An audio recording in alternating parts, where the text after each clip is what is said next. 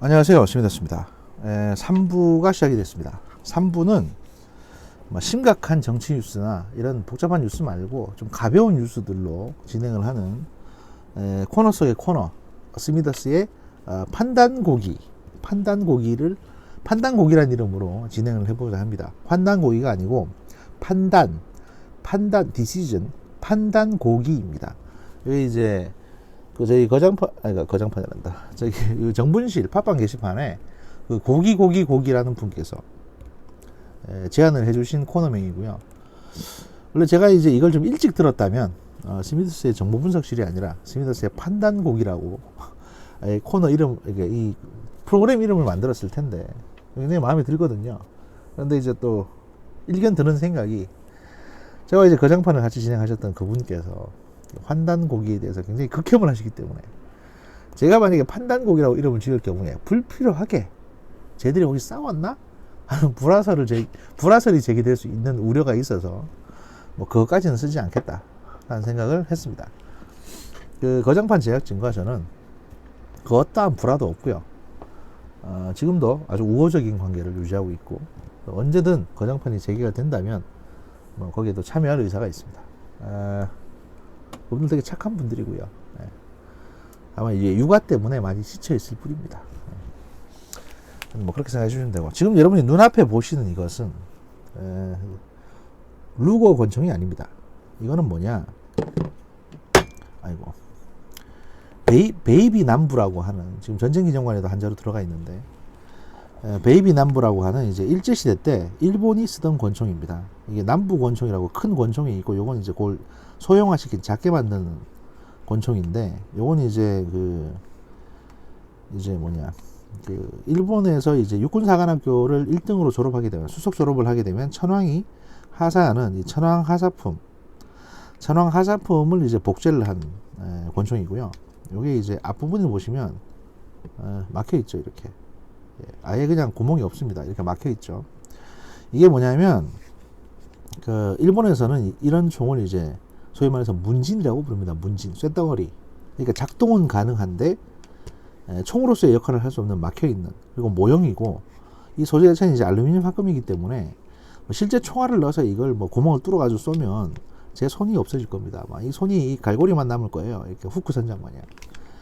그래서 이건 실제 총으로 사용할 수 없는 그냥 합법적인 문진이고요. 노란색으로 된 것도, 원래 총도 노란색이긴 합니다만은 현행 총포도금류 단속법상 이렇게 노란색으로 색칠이 되어 있는 총 같은 경우에는 이제 불법 무기가 아니거든요. 이거 자체는 사실 쇳덩어리인지 무기는 아닙니다. 하지만 작동은 다 하고요. 이것도 이제 모형 총알이고요. 실제 이제 작동은 됩니다. 그리고 장전도 되고, 하지만 당연히 발사는 안 되죠. 왜냐하면 이렇게 앞이 통째로 막혀 있으니까. 제가 보여드릴게요. 이거 크네. 가만있어.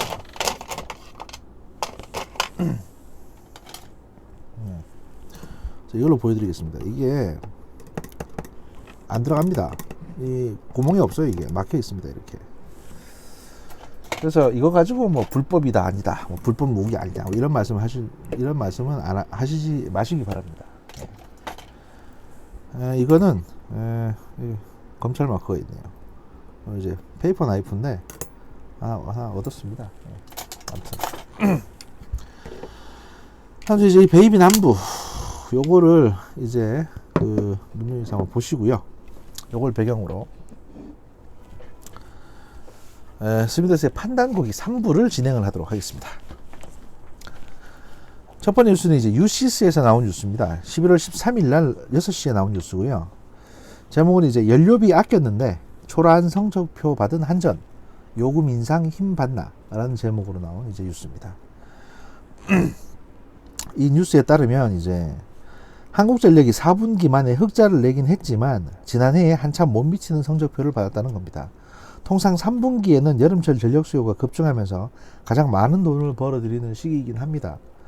특히 올해는 국제 액화천연가스 LNG 가격이 지난해보다 10% 싸졌다는 점에서 한전이 매번 이제 적자가 났을 때 뭐라고 그랬냐면 국제 연료비가 상승해서 그렇다 이런 핑계를 댔었는데, 올해는 이제 국제 연료비도 낮아졌는데 그럼 얼마나 벌었냐 니네가, 이렇게 이제 까봤더니 작년 대비 3분기 영업 실적이 이제 10% 감소한 11% 감소한 1조 2천억 정도로 집계가 됐다는 겁니다. 그러니까 간신히 적자는 면했지만 원자력 발전소를 한창 돌릴 때에 비해서는 아직도 한 2조에서 3조 정도 적자를 봤다는 겁니다. 돈을 못 벌었다. 왜냐면 LNG를 그만큼 떼는데 흑자를 볼 수가 없죠. 상식적으로. 이게 마치 그 디젤 차를 세워놓고 계속 휘발유 차만 타고 다니는 거하고 똑같은 겁니다. 그래서 이제 기사에서는 특히 지난해보다 연료비가 싸졌음에도 영업이익이 감소했다는 점은 눈여겨 볼만 하다라고 하고요. 그 한전에서 이제 이렇게 많이 아꼈는데, 예를 들면 이제 뭐 여기저기 많이 아꼈는데도 불구하고 아낀 만큼 돈을 벌어들이지 못했다. 한전은 원전 이용률이 작년에 65.2%로 전년 대비 8포인트 하락했다고 밝혔고요. 그러니까 이는 원전 이용률이 50%대까지 떨어졌던 지난해 초 이후 가장 낮은 수준이었다. 그러니까 원자력 발전소가 그만큼 서 있었다는 거죠. 돌지 못하고. 그리고 LNG를 그렇게 많이 뗐기 때문에 LNG의 어떤 그 국제 연료 비용, LNG 가격이 떨어졌 10% 정도 낮아졌음에도 불구하고 그만큼 LNG 발전소를 더 많이 돌렸어. 더 많이 돌렸기 때문에 한전이 이제 간신히 버틸 정도로 밖에 돈을 못 벌었다. 뭐 이런 얘기가 되는 겁니다. 이런 실적 발표로 인해서 한전이 추진하고 있는 전기요금 체계 개편에 속도가 붙을 가능성도 있다고 합니다. 그간 한전은 연료비가 실적에 가장 큰 영향을 주는 요소라고 주장을 해왔습니다. 그런데 이번 3분기의 경우 연료비로 나가는 돈보다 다른 데서 더 많은 돈이 샜기 때문에, 그러니까 뭐 원자력 발전 이런 것 때문에 그 발전소를 안 돌리고 멈춰놨으니까. 그러니까 이제는 이제 연료비 문제만은 아니다. 한전 사장 같은 경우에 김종갑 씨는 뭐라고 얘기했냐면, 실적에는 연료 가격과 환율, 정부의 세금, 원전 가동률 등이 영향을 준다면서 원전을 돌리면 이익인 것은 맞지만 이를 덜 돌리는 것은 탈원전이라고 볼 수는 없다라고 말하기도 했습니다. 그러니까 그 원전을 돌리고 싶다는 거죠. 그리고 돌릴 수 있는 원전을 멈춰놓는 게 과연 탈원전이냐, 여기에 대해서 이제 정부의 정책도 약간은 우회적으로 비판을 한 것 같고요. 그래서 앞으로 한전은 이렇게 자꾸 이런 식으로 하게 되면 전기요금을 올려야겠다. 그래서 민간이든 산업계든 전기요금을 올림으로 해서 한전이 겪고 있는 어떤 부실, 이거를 가능한 한 메꿀 수밖에 없다라고 이제 판단을 하고 있고, 올해 말에 아마 전기요금 인상에 관한 어떤 특정한 조치가 있지 않을까, 뭐 이렇게 판단을 하고 있는 것 같습니다. 다음 뉴스는요, SK LNG 쪽으로 많이 벌고 있죠, 돈을.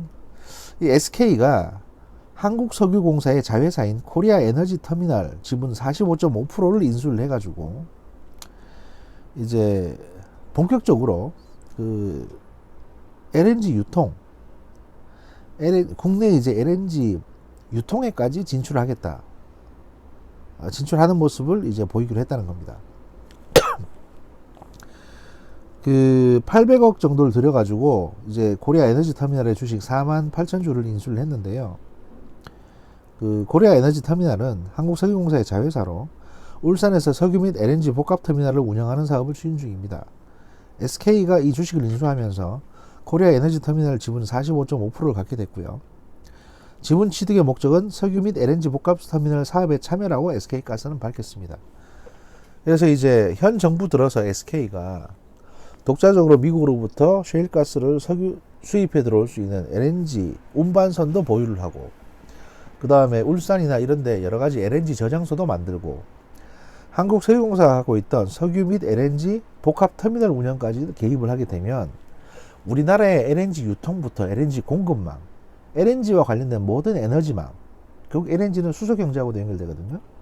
여기에 SK가 가장 큰 지분으로 참여하게 됩니다.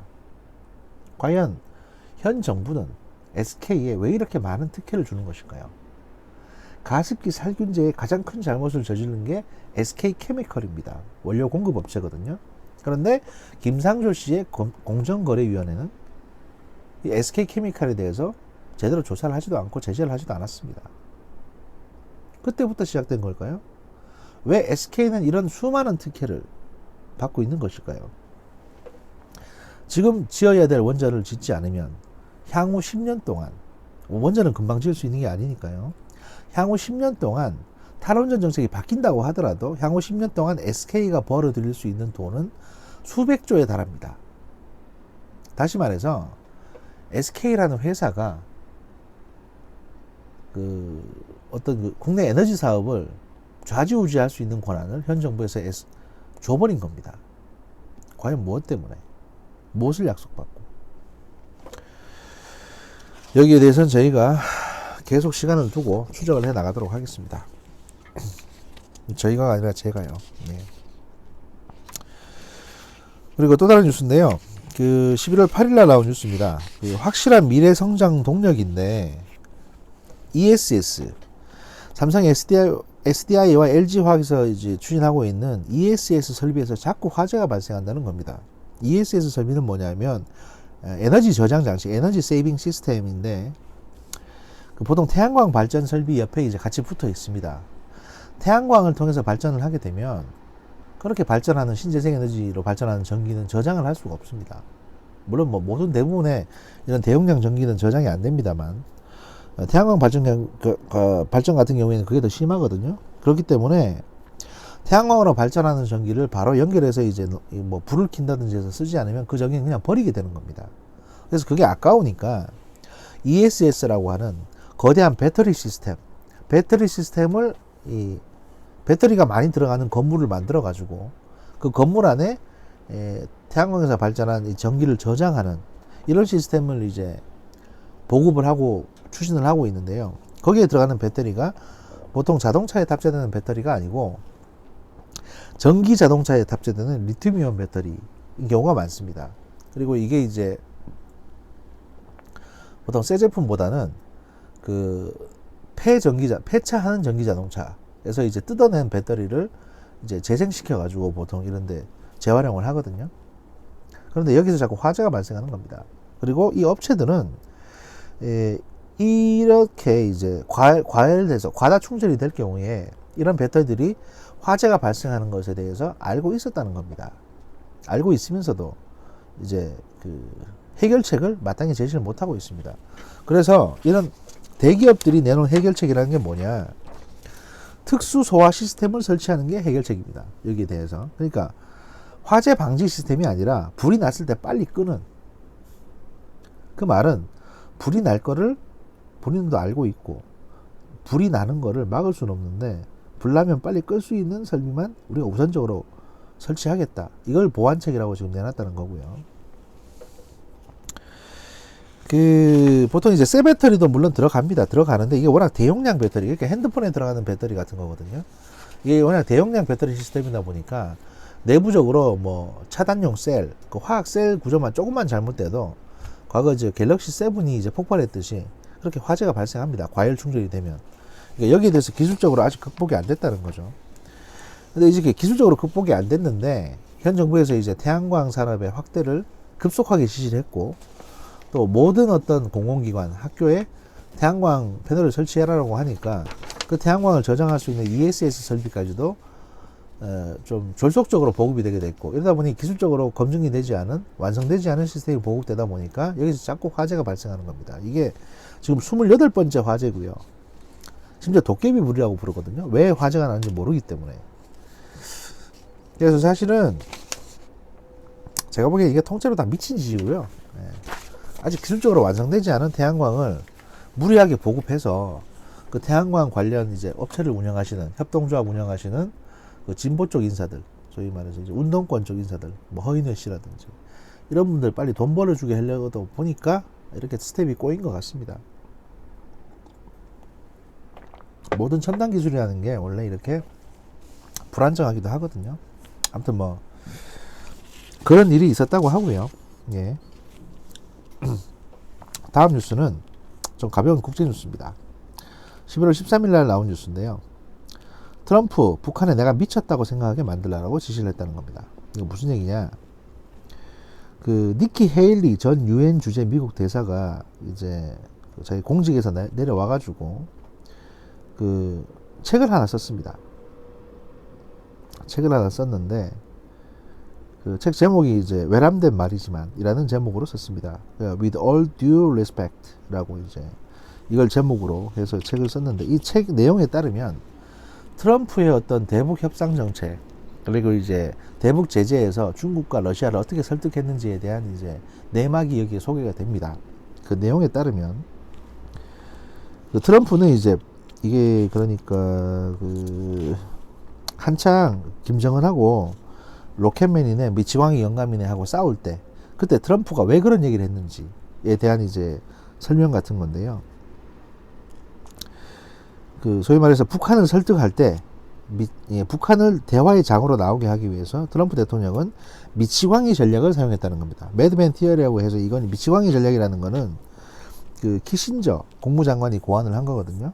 그러니까 미치광이 이론이란 상대방으로 하여금 자신의 행동을 예측하지 못하게 함으로써 불안과 공포심을 느끼게 해서 협상 테이블로 끌어내는 전략을 가리키는 겁니다.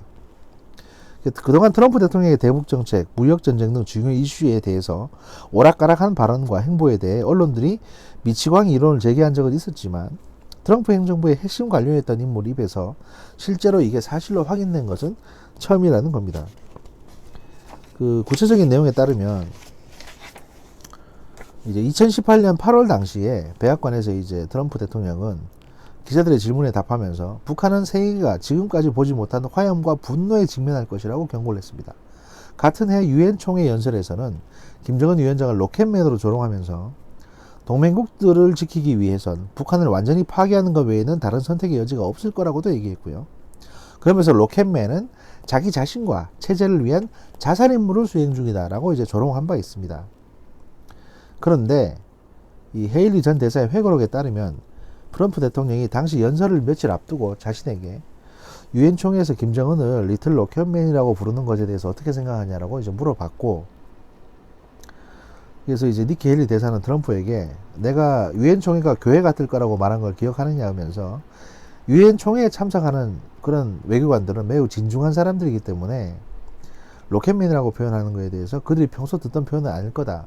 그러니까 그런 식으로 이제 미치광이 전략을 쓰면 분명히 효과는 있을 거라는 식으로 답했다는 겁니다. 그래서 트럼프는 그 당일날 이렇게 좀 세게 발언을 했고, 유엔 총회 당일 트럼프 대통령의 로켓맨 발언에 대해서 회의 참가자들은 웃거나 웅성거리거나 하는 동요된 반응을 보였고, 북한 역시 이제 여기에 동요돼서 결국에는 불안해서 무서워서 대화의 장으로 나왔다, 이렇게 해석을 하는 겁니다.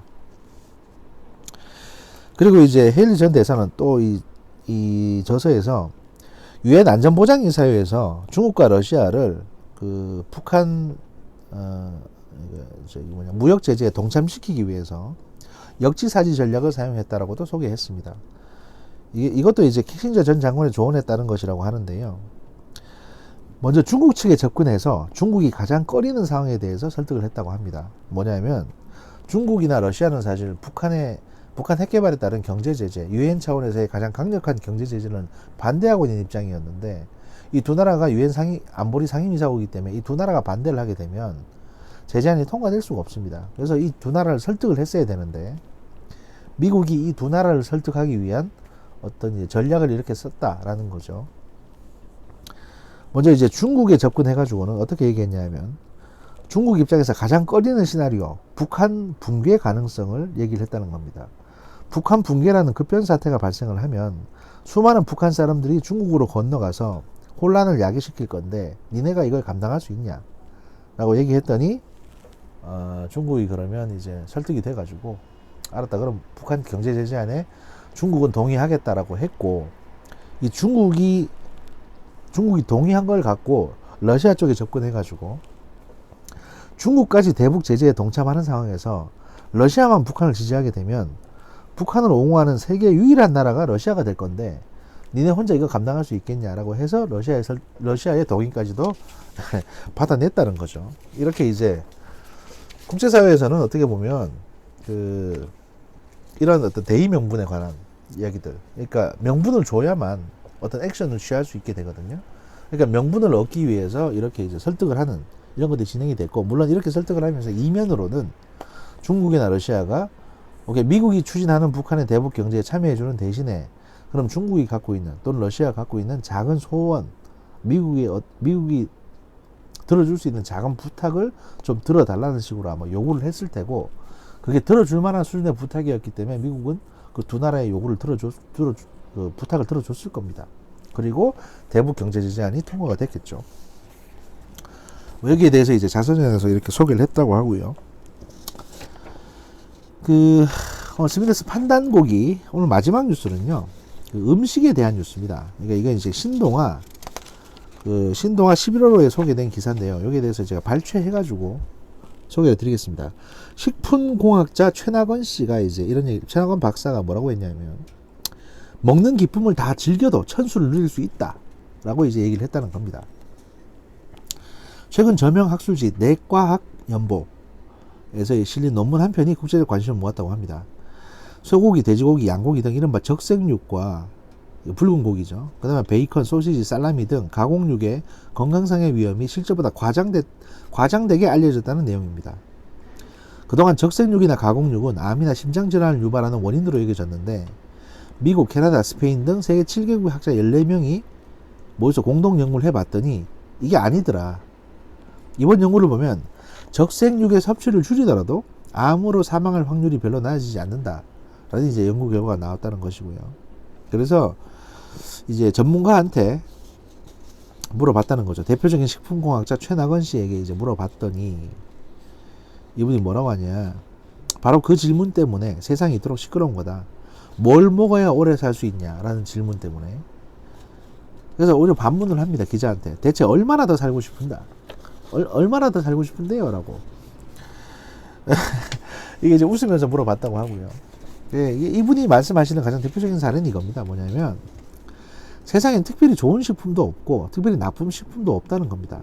요즘 건강 정보가 넘쳐나면서 사람들의 불안이 커졌습니다. 어떤 식품이 좋다고 하면 나만 못 챙겨 먹어서 손해보는 게 아닐까라고 불안해하고, 어떤 식품이 나쁘다고 하면 그것을 먹는 바람에 건강에 문제가 생겼으면 어쩌나 하고 전전긍긍해 한다는 겁니다. 이른바 건강 전도사들이 그 틈을 타고 들어가서 돈을 번다는 거죠. 예를 들어서 사람들이 불안해하고 있을 때, 미세먼지가 많아가지고 건강에 안 좋다, 폐 질환이 심해진다, 이런 얘기가 나오면 폐에 좋은 어떤 음식이 있다더라 이러면서 이제 파고 들어가고, 그런 얘기들이 이제 종편을 통해서 나오게 되면 홈쇼핑에서는 그 음식을 판매하는 광고들이 나오고, 이런 식으로 되다 보니 식품 분야 관련 학자 입장에서는 이게 그냥 혹세무민하는 거 아니냐 이렇게 보인다는 겁니다. 이분은 이제 또 이런 얘기를 하는데요. 우리나라에서 허가받고 정상적으로 제조, 유통, 판매되는 음식이라는 전제를 했을 때 세상에 우리나라보다 식품 안전이 잘 보장된 나라가 거의 없다라고 얘기합니다. 우리나라는 식품 관련 법규가 매우 까다롭기 때문에 허가 과정에서 요구하는 서류도 많고 건강에 나쁜 음식을 만들어서 팔 수 없는 환경이라는 거죠. 그리고 이분은 또 다른 얘기를 하는데, 이제 유기농 채소의 어떤 유해성에 대해서도 말씀을 하십니다. 그 유기농 채소 섭취가 건강에 좋지 않다는 반론도 상당히 많다는 거죠. 뭐냐면, 일단 유기농 채소든 화학 비료를 주고 키운 채소든 간에 영양 성분은 동일합니다. 그런데 유기농은 잔류 농약이 없는 게 장점이지만 천연 살충 성분이 더 많이 생기는 단점도 있다고 합니다. 식물은 해충 등의 포식자로부터 자신을 보호하고자 천연 독성 물질을 만듭니다. 이게 바로 렉틴이라는 건데, 유기농법으로 식물을 키우게 되면 벌레가 많이 꼬이고, 그러면 식물이 자연적으로 이 벌레를 해치우기 위해서 렉틴을 더 많이 방출한다는 겁니다. 한동안 이 문제를 제기하면서 렉틴이 많은 식물을 먹으면 안 된다고 주장하는 전문가 책이 큰 인기를 끌기도 했습니다. 그에 따르면 곡물, 감자, 과일과 씨가 있는 채소는 몸에 나쁘다 라고 얘기를 하는 거죠. 건강을 유지하려면 이런 식단들을 배제하고 식단을 자르는 게 그 사람의 주장이었는데, 사실은 이런저런 주장들이 있다 보니까 여기는 유기농이냐 무기농이냐 여기에 대해서도 이제 논쟁이 심해진다. 여기는 유기농만 골라서 먹는 게 그렇게 건강하지 않을 수 있다라는 이론이 이렇게 나오는 겁니다. 그래서 이제 그냥 가리지 말고 먹고 음식을 숭배하지 마라 라고 얘기를 합니다. 우리나라는 사실 지금의 어떤 사회, 아까 초반에서 이제 진중권 씨가 말씀하셨던 것처럼 그 사람들이 진실보다는 본인이 듣고 싶어 하는 거, 본인이 숭배하고 싶어 하는 거를 더 많이 찾거든요. 추구하고. 이런 데 대해서 이제 음식 분야에서도 어떻게 보면 이제 쓴소리를 하는 거죠. 또 이제 이 학자분은 이렇게 얘기하십니다. 최나건 씨는 음식은 신비의 대상이 아니다. 각 재료가 음식이 되기 전에는 신비로운 생명체였을 수도 있지만 우리 몸에 들어와서 소화되는 순간 각 구성 성분으로 분해된다. 사람이 풀을 계속 먹는다고 풀로 변하지 않고 소를 먹는다고 소가 되지도 않는다. 우리는 음식을 통해 탄수화물, 단백질, 지방을 섭취하고 이를 연료 삼아 생존해 간다. 우리 몸에 이러한 영양을 효과적으로 공급하는 음식은 다 좋은 거다. 반대로 비위생적인 재료, 유통기한이 지난 재료, 변질된 재료를 사용하는 음식은 나쁘다. 좋은 음식, 나쁜 음식 분류는 이 정도로만 하면 족하다. 특정 재료를 과도하게 숭배하거나 과도하게 배제할 필요는 없다는 거죠. 예를 들면 이제 설탕 같은 경우에는 불과 얼마 전까지만 해도 최고의 식품으로 통했습니다. 조선왕실의 자양강장제였고, 그러니까 백호탕이라는 어떤 탕약인데 거기도 설탕이 많이 들어가거든요. 1900년대 개화론자들은 설탕을 많이 먹어야 조선이 문명화된다고도 주장했습니다. 단 걸 많이 먹으면 머리가 좋아진다는 그런 어떤 믿음 같은 게 있습니다. 갓난아기에 주는 우유에 백설탕을 첨가할 것을 권하던 시절도 있었고요. 심지어 지금도 21세기인 지금도 이 단 거를 먹으면 머리가 좋아지고 똑똑해진다는 믿음을 가진 사람들이 있습니다. 실제 이제 여러분 베트남을 여행해 보시면 베트남에서 판매하는 우유가 두 종류가 있는데요. 하나는 설탕이 들어간 우유고 다른 하나는 설탕이 없는 우유입니다. 그런데 압도적으로 설탕이 들어간 우유가 많습니다. 베트남에는 이제 그런 미신이 있다고 합니다. 단 거를 많이 먹으면 머리가 좋아진다. 그래서 이제 우유도 그런 걸 많이 판다고 하고요. 근데 그렇게 했던 설탕이 요즘은 나쁜 음식 취급을 받습니다. 이건 답답한 일이라는 겁니다. 포도당은 생물이 사용하는 에너지인 ATP를 만드는 원천 재료입니다. 설탕이든 올리고당이든 꿀이든 체내에서 담당하는 역할은 대동소이하다는 겁니다. 인간은 적당량의 당분을 먹어야 사는데 나쁜 건 설탕이라는 음식이 아니라 설탕을 과도하게 먹는 사람의 태도라는 거죠. 소금도 마찬가지입니다. 소금은 생존에 절대적으로 필요한데 사람들이 이것을 필요량보다 5배 이상 많이 먹으면서 소금을 욕한다는 겁니다. 결국에는 나쁜 음식이 있는 게 아니라 나쁜 식사 태도가 있다는 얘기입니다. 1970년대 영국에서 당근 주스를 과도하게 마시다가 사망한 남자 사례가 보고된 바가 있습니다. 그는 건강식품 애호가로 열흘 동안 당근 주스를 38리터나 마셨다고 합니다. 열흘 동안 38리터. 그러면 하루에 거의 한 4리터를 마셨다는 얘기고요. 하루에 당근 주스를 그 삼다수 페트병 2리터짜리 2병을 마셨다는 겁니다. 이렇게 마시니까 열흘 만에 사망을 했습니다. 그의 사망 사인은 비타민 A 과다 복용으로 인한 심각한 간 손상이었습니다. 결국에는 뭐든지 많이 먹으면 돼진다는 겁니다. 무엇이든 많이 먹으면 좋지 않다. 다만 천연에 대한 과도한 믿음, 인공에 대한 막연한 공포는 버리라고 말하고 싶다는 겁니다. 요즘 사실 반려견을 키우는 사람들이 많은데요. 반려견을 사랑하는 사람들은 최고의 재료로 정성껏 음식을 해주진 않습니다. 좋은 사료를 사다 먹이죠. 사료를 먹는 개는 일반 음식을 먹는 개에 비해서 병에 덜 걸리고 훨씬 오래 산다고 합니다. 사료 안에는 개한테 필요한 영양성분이 다 들어있기 때문입니다. 여러 가지 말씀하셨고, 마지막으로 이제 뭐 어떤 얘기를 하셨냐면, 이게 제가 솔직히 말씀드리면 이제 제 마음에 좀 많이 와닿았는데, 지금 우리가 쓰는 모든 원료는 수많은 연구와 실험을 통해서 검증된 것들입니다.